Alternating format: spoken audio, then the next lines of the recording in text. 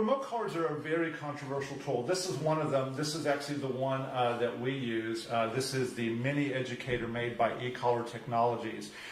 So when do you know, when do you really know if you should introduce this? Well, there's a couple of big variables, and I'm going to give you my take on it. The first thing that I want you to consider is if you truly have an aggressive dog, your dog is aggressing people and aggressing other dogs, then I think that it's actually very important that you get a remote collar involved. Over the years, what I've seen that's happened is that as I've been training dogs and we've tried to find the best way to help them understand, how to live in our communities and with us, that I found that the remote collar is the most effective at helping them establish the boundaries that tell them trying to become aggressive with humans as dogs is not something that we want you to do.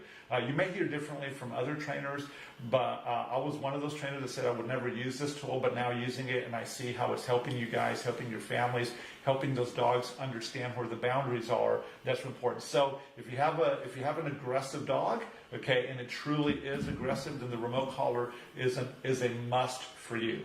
Now, for the rest of us, if your dog is not aggressive, it's just your regular pet and you're trying to do some things, then I don't necessarily know that you need a remote collar. It's a nice have to. I'll tell you a little bit about my background for those of you guys that don't know me. I got into dog training about 13 years ago, and when I got my first dog, her name was Jasmine, I was really adamantly opposed to using a remote collar because I really didn't know a lot about them.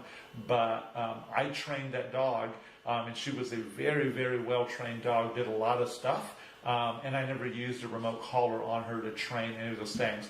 But as I began to kind of open my mind and kind of see the way that people were training their dogs, I saw that a remote collar could be a very powerful tool for helping. The first thing I actually knew is that, hey, the remote collar is probably pretty good for saying no.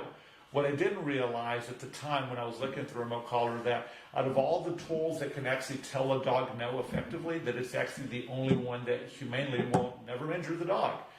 It may feel unpleasant, but it can't actually bruise, scrape, cut, choke, or do any of those things that could produce an injury in your dog. So that's part of my training background, just kind of seeing like what is the dog going to do, what's ethical, and how can I help the dog understand the boundaries.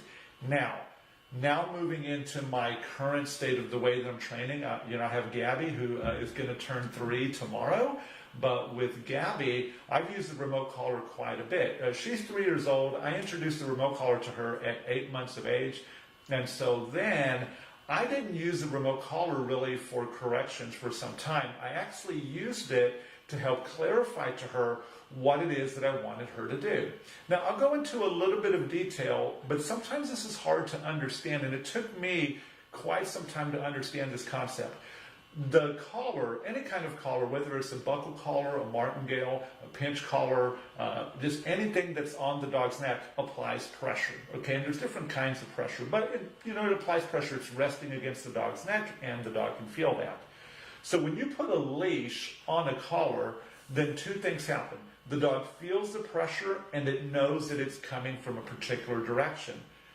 But the big downside to a remote collar is that it only applies pressure. Whether it's going to be gentle or firm pressure on the dog, it's going to put pressure without giving any direction. So that's something that's really important for everybody to understand, that a remote collar will never, and let me repeat this because it's super important, a remote collar will never tell your dog what to do. So when I actually use a remote collar on my dog, I first touch them by tapping them on the shoulder to get their attention, and then I tell the dog what it is that I want them to do. If you don't do that, you're really going to confuse your dog, and they're not going to understand what is this sensation telling me. Now, I've recently put out a really great video on YouTube. It's one of my virtual reality videos. You guys know how much I love those. But in that virtual reality video, you will see me going through the process of pushing the button, saying the name of the voice command that I had already previously trained, and then putting the dog onto the bed. So going back to the original question, I know it's kind of gone off on a tangent, but I wanted to give you a lot of context here. If you have an aggressive dog, I think it's a must. You should get a remote collar because they help in big ways transforming your dog. But then it's more of a want for the rest of us with pet dogs because it speeds up the process to really being able to get to the place where you just speak to your dogs and they understand you without the use of any kind of tool. Now, not every dog can get to that point where they're completely tool-free and that you can give commands and they're reliable everywhere. You really got to know your dog. But a remote collar is a great stepping stone. Now, one last thing that I'll tell you that really, I think just for me, that gives me peace of mind. Anytime that I go out with my dogs that are already fully trained, I have a remote collar on them because the remote collar really is my seat belt for my dog. If my dog starts to get into some trouble, has made a mistake, I can use the remote collar to help get my dog's attention, or I can tell them no if the need be. So those are the two big things. Aggressive dogs, for sure. And the other one was, it's a want really for the rest of us, but it really helps speed up the process.